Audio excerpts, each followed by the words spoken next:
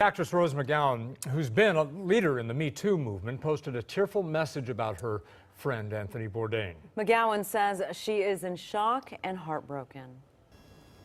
To those considering suicide, please don't. Please call for help because it's a permanent solution to a temporary problem. Part of McGowan's tweet said, "Anthony, I'm so mad at you. You were so loved." Bourdain had become a big supporter of the Me Too movement. It was also a very personal decision for him. McGowan and his own girlfriend both claimed they were abused by Harvey Weinstein. Bourdain was vocal in telling other women to speak out against sexual misconduct. Now, this is Bourdain and his girlfriend, Italian actress Asia Argento.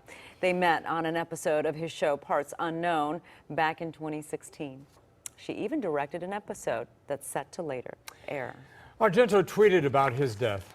Anthony gave all of himself in everything that he did. His brilliant, fearless spirit touched and inspired so many, and his generosity knew no bounds. He was my love, my rock, my protector.